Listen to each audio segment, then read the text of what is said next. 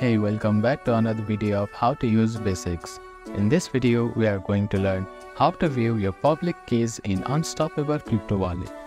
First, open your application and log in using your credentials. After that, go to the Settings tab, which is at the bottom right corner of your screen. Now, find the Manage Wallet option and click on it. Here, select the wallet which you want to view the private key of by simply tapping on it.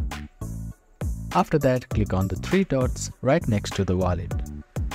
Here, you will see various options including recovery phrase, private key and public key.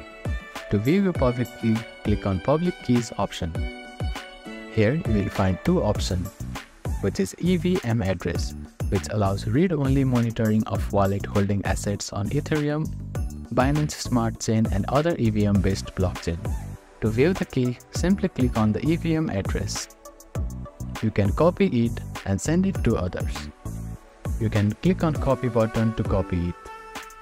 If you want to view your account extended public key, which allows read-only monitoring of wallet holding Bitcoin and other UTXO-based crypto, which is Litecoin, Bitcoin Cash, etc.